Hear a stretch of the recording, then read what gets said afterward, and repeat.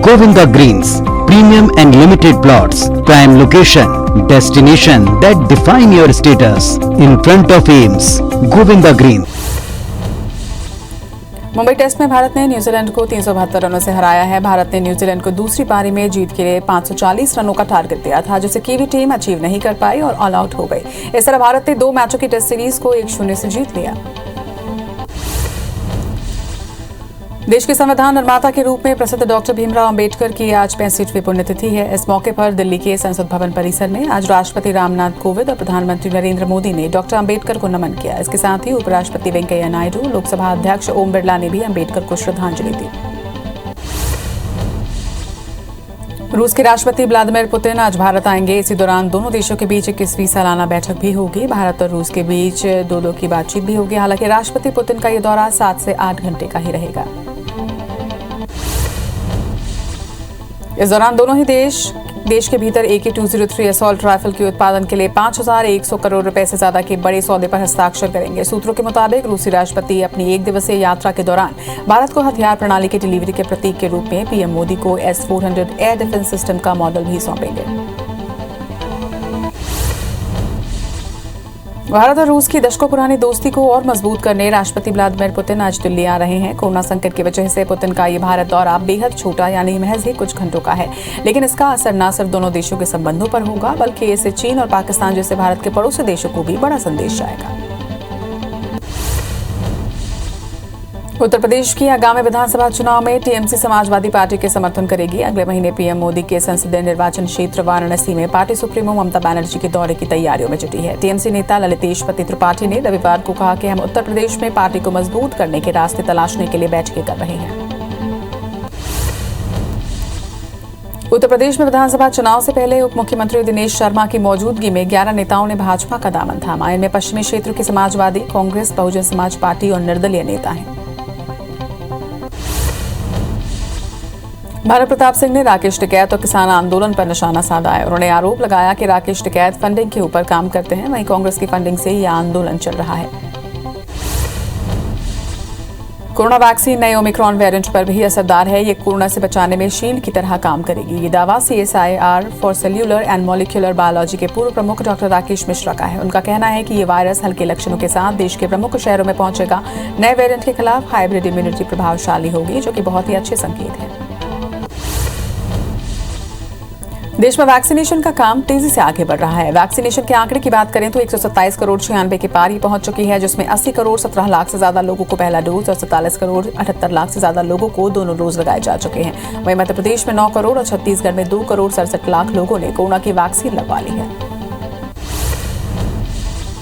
केंद्र शासित प्रदेश पुडुचेरी ने 100% टीकाकरण का लक्ष्य हासिल करने के लिए सभी व्यक्तियों के लिए कोविड रोधी टीका लगवाना अनिवार्य कर दिया है और कहा है कि टीकाकरण न करवाने वालों को कार्रवाई का सामना करना पड़ेगा। स्वास्थ्य और परिवार कल्याण सेवा के निदेशक जी श्रीश्रामल ने शनिवार रात एक आदेश में ये बात कही और कहा है कि ये तत्काल प्रभाव से लागू किया जाए।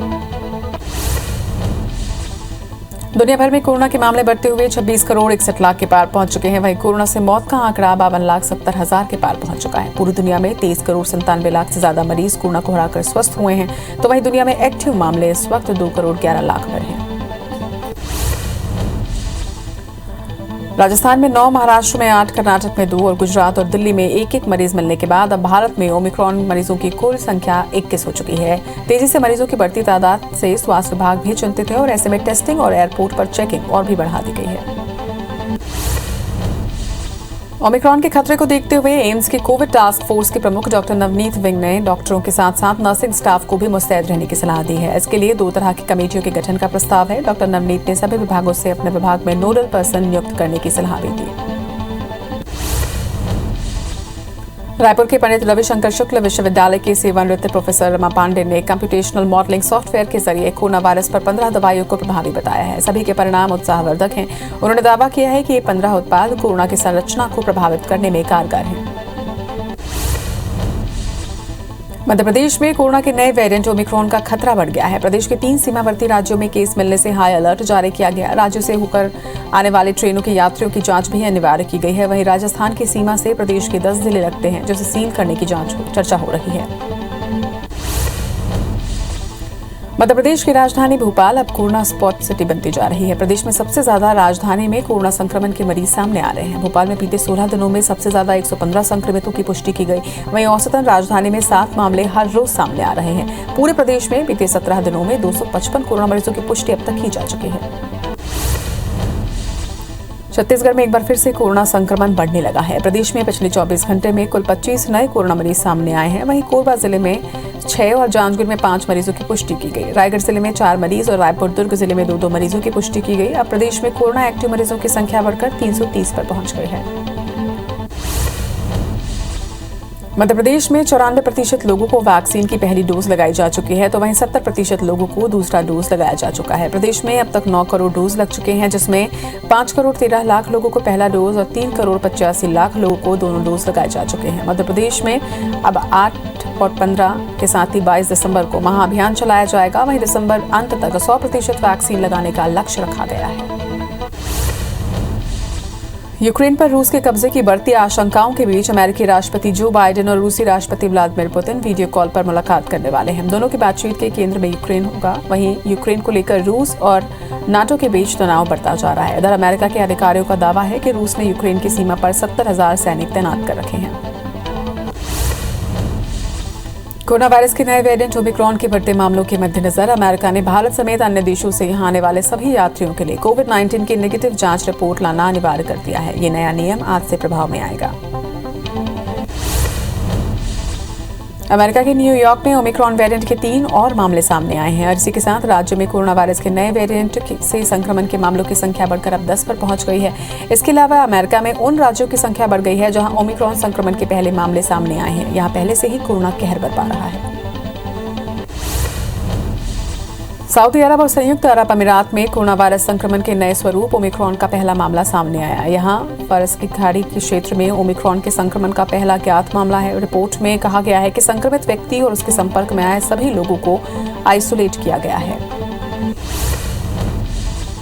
ब्रिटेन में ओमिक्रॉन के मामलों की कुल संख्या 11 पहुंच चुकी है। वहीं ब्रिटिश स्वास्थ्य अधिकारियों ने इस बात की पुष्टि की है कि फ्रांस के मंत्री ने भी देश में बिगड़ती महामारी की स्थिति को लेकर चेतावनी जारी की। दुनिया भर में कोरोना के 26 करोड़ से ज्यादा मामले सामने आ चुके हैं, जबकि 52 लाख से ज्यादा लोगों की मौत हो चुकी है। इंडोनेशिया के जावा द्वीप पर सेमरू ज्वालामुखी फटने के कारण यहां मरने वालों की संख्या 13 पहुंच गई है। इस प्राकृतिक आपदा में कई लोग घायल हुए हैं, जिसमें कई अस्पतालों में भर्ती भी हैं। सरकार का कहना है कि ज्यादातर लोग ज्वालामुखी फटने के कारण जल गए हैं। वहीं ज्वालामुखी फटने से भूकंप के झटके भी महसूस हुए। फिलहाल राहत बचाव का कार्य जारी है।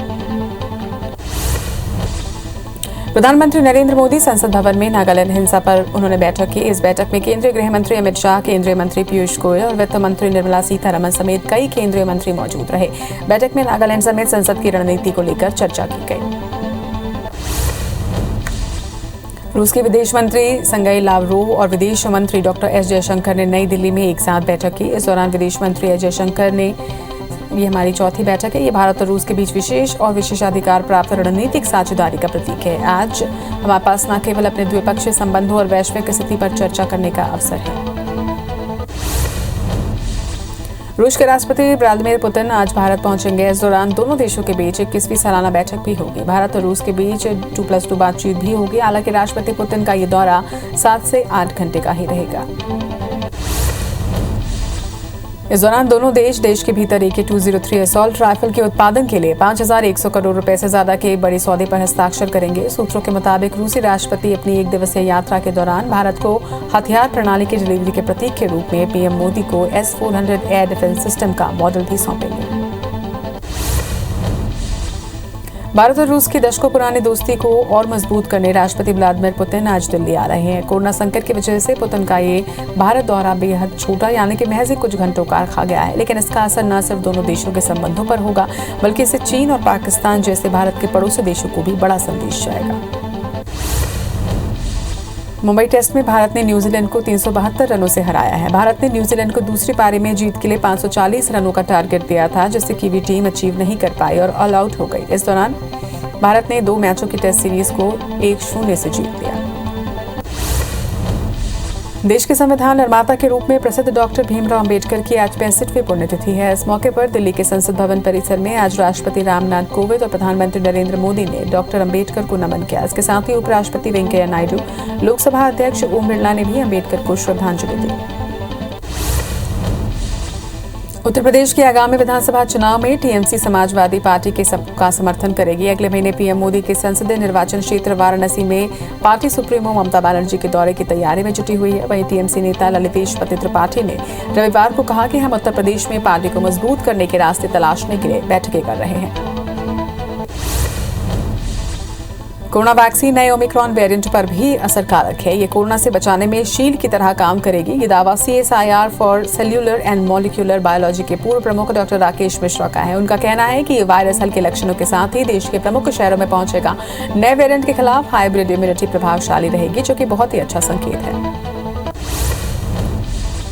देश में वैक्सीनेशन का काम तेजी से जारी है। देश में वैक्सीनेशन का आंकड़ा 127 करोड़ 96 लाख के पार पहुंच चुका है, जिसमें 80 करोड़ 17 लाख से ज्यादा लोगों को पहला डोज और 47 करोड़ 78 लाख से ज्यादा लोगों को दोनों डोज लगाए जा चुके हैं। वहीं मध्य प्रदेश में 9 करोड़ और छत्तीसगढ़ में 2 करोड़ 67 लाख लोगों ने कोरोना की वैक्सीन लगवा ली है। मध्य प्रदेश में 94% लोगों को वैक्सीन का पहला डोज लग चुका है, तो वहीं 70% लोगों को दूसरा डोज लगाया जा चुका है। प्रदेश में अब तक 9 करोड़ डोज लग चुके हैं, जिसमें 5 करोड़ 13 लाख लोगों को पहला डोज और 3 करोड़ 85 लाख लोगों को दोनों डोज लगाए जा चुके हैं। मध्य प्रदेश में अब 8, 15 और 22 दिसंबर को महाअभियान चलाया जाएगा। वहीं दिसंबर अंत तक 100% वैक्सीन लगाने का लक्ष्य रखा गया है। दुनिया भर में कोरोना के मामले बढ़ते हुए 26 करोड़ 61 लाख के पार पहुंच चुके हैं। वहीं कोरोना से मौत का आंकड़ा 52 लाख 70 हजार के पार पहुंच चुका है। पूरी दुनिया में 23 करोड़ 97 लाख से ज्यादा मरीज कोरोना को हराकर स्वस्थ हो चुके हैं। वहीं दुनिया में एक्टिव मामले 2 करोड़ 11 लाख पर पहुंचे हैं। स्वास्थ्य मंत्रालय के अनुसार देश में पिछले 24 घंटे में कोरोना के 8,306 नए मामले सामने आए हैं। इस दौरान 8,834 लोग ठीक होकर डिस्चार्ज भी हुए। पिछले 24 घंटे में 211 लोगों की मौत हुई है। अब देश में कोरोना के कुल एक्टिव केस की संख्या 98,000 के पार पहुंच गई है। राजस्थान में 9, महाराष्ट्र में 8, कर्नाटक में 2 और गुजरात और दिल्ली में 1-1 मरीज मिलने के बाद अब भारत में ओमिक्रॉन के कुल 21 मरीज हो चुके हैं। तेजी से मरीजों की बढ़ती तादाद से स्वास्थ्य विभाग भी चिंतित है और ऐसे में टेस्टिंग और एयरपोर्ट पर चेकिंग और भी बढ़ा दी गई है। ओमिक्रॉन के खतरे को देखते हुए एम्स के कोविड टास्क फोर्स के प्रमुख डॉक्टर नवनीत विग ने डॉक्टरों के साथ साथ नर्सिंग स्टाफ को भी मुस्तैद रहने की सलाह दी है। इसके लिए 2 तरह की कमेटियों के गठन का प्रस्ताव है। डॉक्टर नवनीत ने सभी विभागों से अपने विभाग में नोडल पर्सन नियुक्त करने की सलाह दी थी। मध्य प्रदेश में कोरोना के नए वेरिएंट ओमिक्रॉन का खतरा बढ़ गया है। प्रदेश के 3 सीमावर्ती राज्यों में केस मिलने से हाई अलर्ट जारी किया गया है। वहीं राज्य से होकर आने वाले ट्रेनों की यात्रियों की जांच अनिवार्य की गई है। राजस्थान की सीमा से प्रदेश के 10 जिले लगते हैं, जिसे सील करने की चर्चा हो रही है। मध्य प्रदेश की राजधानी भोपाल अब कोरोना स्पॉट सिटी बनती जा रही है। प्रदेश में सबसे ज्यादा राजधानी में कोरोना संक्रमण के मरीज सामने आ रहे हैं। भोपाल में बीते 16 दिनों में सबसे ज्यादा 115 संक्रमित मरीज सामने आए। वहीं औसतन राजधानी में 7 मामले रोज सामने आ रहे हैं। पूरे प्रदेश में बीते 17 दिनों में 255 कोरोना मरीजों की पुष्टि की जा चुकी है। छत्तीसगढ़ में फिर से एक बार कोरोना संक्रमण अब बढ़ने लगा है। प्रदेश में बीते 24 घंटे में कुल 25 नए कोरोना मरीज सामने आए हैं। कोरबा जिले में 6 और जांजगीर में 5 मरीजों की पुष्टि की गई। वहीं रायगढ़ जिले में 4 मरीज और रायपुर दुर्ग जिले में 2-2 मरीजों की पुष्टि हुई है। अब प्रदेश में कोरोना एक्टिव मरीजों की संख्या बढ़कर 330 पर पहुंच गई है। रायपुर के पंडित रविशंकर शुक्ल विश्वविद्यालय की सेवानिवृत्त प्रोफेसर रमा पांडे ने कंप्यूटेशनल मॉडलिंग सॉफ्टवेयर के जरिए कोरोना वायरस पर 15 दवाइयों को प्रभावी बताया है। सभी के परिणाम उत्साहवर्धक हैं। उन्होंने दावा किया है कि ये 15 उत्पाद कोरोना की संरचना को प्रभावित करने में कारगर हैं।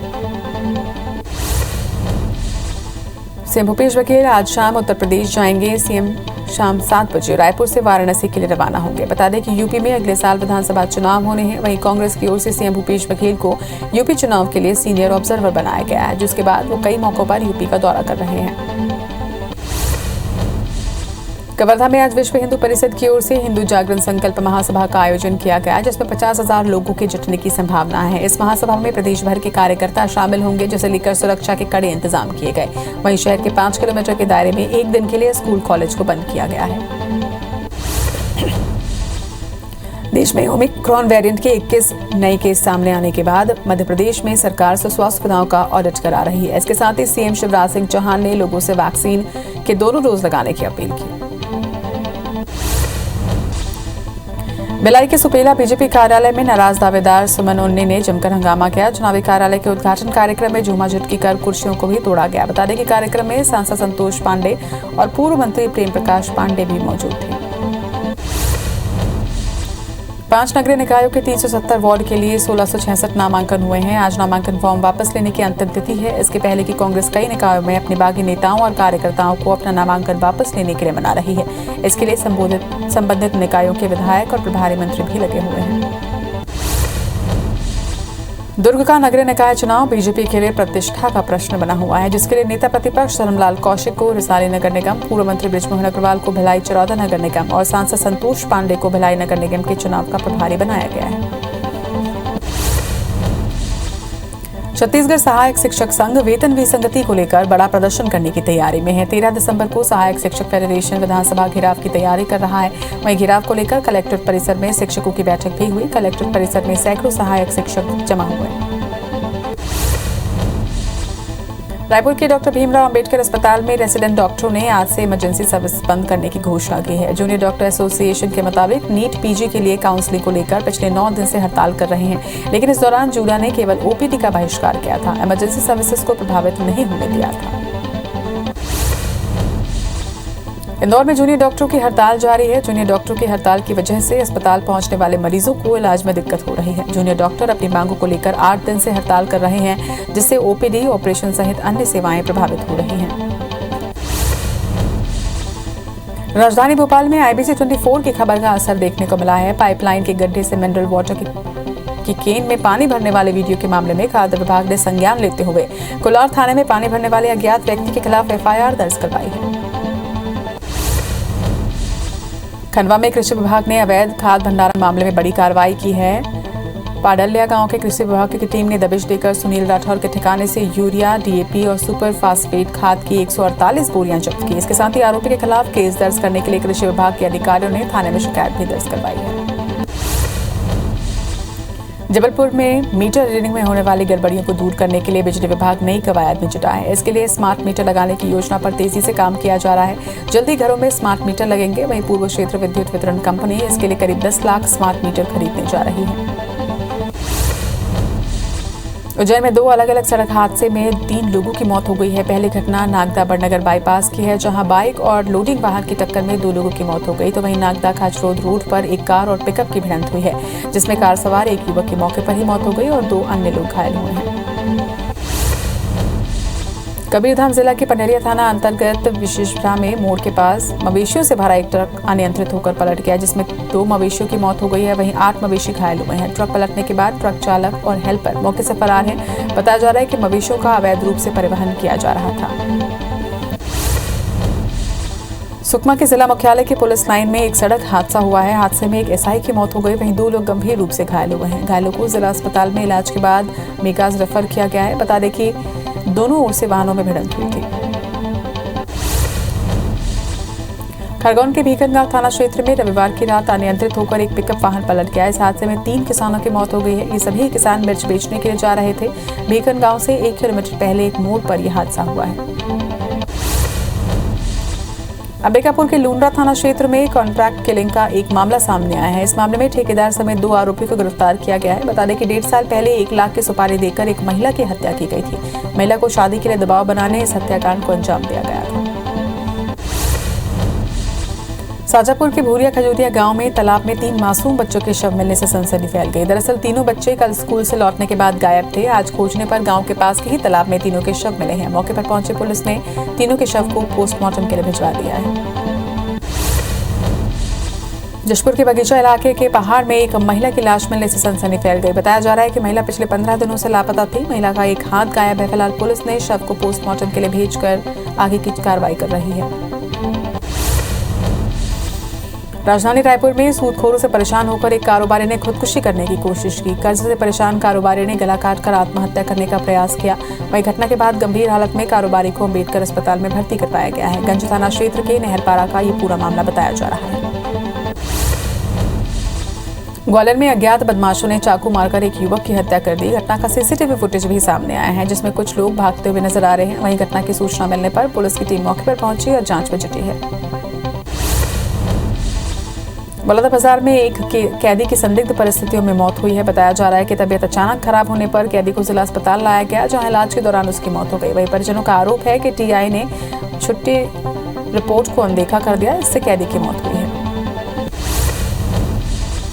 अंबिकापुर के घाघे जलप्रपात में डूबे छात्र का शव बरामद किया गया। करीब 30 घंटे की कड़ी मशक्कत के बाद गोताखोरों की टीम ने शव को ढूंढा। बता दें कि छात्र दोस्तों के साथ पिकनिक मनाने घाघे जलप्रपात गया हुआ था। दतिया में अज्ञात बदमाशों ने एक किसान को गोली मार दी। घटना सिविल लाइन के सिरौल गांव की है। जानकारी के मुताबिक खेत पर काम करते समय किसान पर कुछ लोगों ने गोली चला दी। गंभीर हालत में किसान अस्पताल में भर्ती करवाया गया है। बड़वानी में अज्ञात बदमाश ने ऑटो डील संचालक को गोली मार दी। स्थानीय लोगों की मदद से चालक को गंभीर हालत में अस्पताल में भर्ती करवाया गया। बताया जा रहा है कि ऑटो डील संचालक की गर्दन में गोली लगी है। फिलहाल इलाज जारी है। वहीं पुलिस मामले की जांच में जुटी हुई है। हटा में जमीन विवाद को लेकर दो पक्षों में मारपीट का मामला सामने आया है, जहां एक ही परिवार के 3 लोगों के साथ लाठी डंडे और हथियार से वार किया गया। विवाद में परिवार के 3 लोग गंभीर रूप से घायल हुए हैं, जिन्हें इलाज के लिए सिविल अस्पताल में भर्ती करवाया गया है। मनियादो थाने में 3 नामजद लोगों पर मारपीट का आरोप है। ग्वालियर में चाकू से गोदकर एक युवक की हत्या करने वाले आरोपी को पुलिस ने 5 घंटे के अंदर ही गिरफ्तार कर लिया। गिरफ्तार किए गए दोनों ही आरोपी नाबालिग बताए जा रहे हैं। पुलिस की पूछताछ में आरोपियों ने बताया कि मृतक से उन्होंने 8,000 रुपए उधार लिए थे, जिससे परेशान होकर आरोपियों ने वारदात को अंजाम दिया। अनूपपुर के राजेंद्र ग्राम क्षेत्र के मोहरा में एक नाबालिग छात्रा के दुष्कर्म के बाद हत्या का मामला सामने आया है। इस घटना से नाराज लोगों ने थाने का घेराव किया और जल्द से जल्द आरोपी को गिरफ्तार करने की मांग की है। वहीं पुलिस ने मामला दर्ज कर आगे की कार्रवाई शुरू कर दी है। हटा के मडियादो पुलिस ने नाबालिग का अपहरण कर दुष्कर्म करने वाले आरोपी और उसके सहयोगी को गिरफ्तार किया है। इसके साथ ही उनके पास से अपहरण के लिए उपयोग किए गए कार को भी जब्त किया गया। पुलिस के मुताबिक आरोपी शादी का झांसा देकर नाबालिग को अपने साथ ले गया था। धमतरी में दूषित हवा को साफ करने की मशीन देने के नाम पर ठगी करने का मामला सामने आया है। शिकायत के बाद सिहावा पुलिस ने एक आरोपी को गिरफ्तार किया है। वहीं मामले में 2 फरार आरोपी की तलाश की जा रही है। एक की गिरफ्तारी पहले ही हो चुकी है। सांकरा के रहने वाले कृष्णनाथ ने 21 जुलाई को ये शिकायत दर्ज करवाई थी। कबीरधाम के कुकदूर में एक वन रक्षक ठगी का शिकार हो गया। अज्ञात लोगों ने क्रेडिट कार्ड बंद करने के नाम पर वन रक्षक के खाते से 2,70,000 रुपए निकाल लिए। वहीं पीड़ित ने मामले की रिपोर्ट कुकदूर थाने में की है। फिलहाल पुलिस जांच में जुटी है। आरोपी के बारे में कोई जानकारी नहीं मिल पाई है। भोपाल में शादी का सीजन शुरू होते ही सूट बूट वाले चोर सक्रिय हो गए हैं। कोहीफिजा इलाके में शादी के समय फोटो सेशन के दौरान बदमाश दुल्हन की मां का पर्स चोरी कर फरार हो गया। बैग में सोने की चेन, 2 अंगूठी, 50-60 हजार रुपए नकदी, नई कार की चाबी, मोबाइल समेत अन्य सामान रखा हुआ था। खंडवा जिले के बेड़ियाव गांव में बीते दिनों अज्ञात जंगली जानवर ने खेत पर जा रहे किसान पर हमला कर दिया, जिसके बाद से ग्रामीणों में दहशत का माहौल है। वहीं मीडिया द्वारा मामले को प्रमुखता से उठाए जाने के बाद वन विभाग का अमला हरकत में आया और मौके पर डॉग स्क्वाड भेजकर अज्ञात जानवर की गुत्थी को सुलझाने की कोशिश की। हालांकि अब तक जानवर पकड़ से दूर है। जांजगीर चांपा के मेऊभाटा में थ्रेशर से धान बिजाई के दौरान खलिहान में आग लग गई, जिससे ट्रैक्टर का इंजन जल गया। वहीं खलिहान में रखा 8 से 10 बोरा धान भी जलकर खाक हो गया है। इस अग्निकांड में किसान को 4 से 5 लाख रुपए का नुकसान हुआ है। कांकेर चुरामा गांव में कुएं में तेंदुए का शव मिला है, जिसके बाद ग्रामीणों की सूचना पर वन अमला और पशु चिकित्सा विभाग की टीम मौके पर पहुंची और तेंदुए का शव निकालकर उसका मेडिकल परीक्षण और पोस्टमार्टम किया गया। तेंदुआ एक वयस्क नर तेंदुआ था। मौत का कारण अभी स्पष्ट नहीं हुआ है। सतना के सिमरिया गांव में बाघ की मौजूदगी की सूचना मिलने पर ग्रामीण दहशत में आ गए। इसके बाद आनंद फानंद में वन विभाग की टीम मौके पर पहुंची। करीब 3 घंटे की कड़ी मशक्कत के बाद टीम ने शावक को पिंजरे में कैद किया और मुकुंदपुर व्हाइट टाइगर सफारी में ले जाकर छोड़ा। बुरहानपुर से रेस्क्यू कर इंदौर चिड़ियाघर लाया गया 6 महीने का तेंदुआ रहस्यमयी तरीके से लापता हो गया है। 3 दिन से ज्यादा का समय बीत चुका है, लेकिन अब तक तेंदुआ नहीं मिल पाया है। ऐसे में चिड़ियाघर प्रबंधन ढोल लेकर चिड़ियाघर के जंगल इलाके में पहुंचा और ढोल बजाकर तेंदुए को ढूंढने की कोशिश की। सतना में हाफ मैराथन दौड़ हुई, जिसे मंत्री रामखिलावन पटेल ने झंडा दिखाकर रवाना किया। पहली दौड़ 21 किलोमीटर की थी, वहीं दूसरी 10 किलोमीटर और तीसरी 5 किलोमीटर की। इस मैराथन दौड़ में देश भर के 14 राज्यों के 94 जिलों से धावक शामिल हुए। डोंगरगढ़ में डॉक्टर बाबा साहब अम्बेडकर के 65वें महापरिनिर्वाण दिवस के अवसर पर बौद्ध महासभा ने बुद्ध विहार में रक्तदान और स्वास्थ्य शिविर का आयोजन किया। शिविर में रक्तदान दाताओं ने बढ़ चढ़कर हिस्सा लिया। खंडवा के खालवा नगर में राष्ट्रीय स्वयंसेवक संघ ने पथ संचलन निकाला। आरएसएस का ये संचलन हाई स्कूल मैदान में शुरू होकर कुर्मी मोहल्ला, बस स्टैंड और खार रोड से होते हुए वापस हाई स्कूल ग्राउंड पर समाप्त हुआ। इस पथ संचलन में बड़ी संख्या में संघ के स्वयंसेवक शामिल हुए। रायपुर के भाटा गांव में 25 और 26 दिसंबर को धर्म संसद का आयोजन किया जाएगा। ये आयोजन ओम श्री नीलकंठ सेवा संस्थान की ओर से किया जा रहा है, जिसमें देश के संत महात्मा शंकराचार्य आएंगे। सभी सनातन धर्म के प्रति कार्य करने के लिए मार्गदर्शन करेंगे। राजिम के पिताईबंद गांव में आवास योजना होने के बावजूद एक गरीब परिवार झोपड़ीनुमा घर में रहने को मजबूर है। लिहाजा यही कहा जा सकता है कि जरूरतमंदों को योजना का लाभ सही रूप से नहीं मिल पा रहा। वहीं लाभार्थी परिवार योजना के लिए कई बार सरकारी दफ्तरों के चक्कर भी लगा चुका है, लेकिन किसी ने इनकी नहीं सुनी। ओडिशा के तटीय क्षेत्रों में आए जावद तूफान की वजह से कुछ ट्रेनों को रद्द किया गया था। वहीं आज भी रैक के अभाव में हजरत निजामुद्दीन विशाखापट्टनम समता एक्सप्रेस अपने प्रारंभिक स्टेशन से निरस्त रहेगी। अब ये गाड़ी भोपाल नहीं पहुंचेगी। बता दें कि पहले समता एक्सप्रेस 4 दिसंबर को प्रारंभिक स्टेशन से निरस्त कर दी गई थी।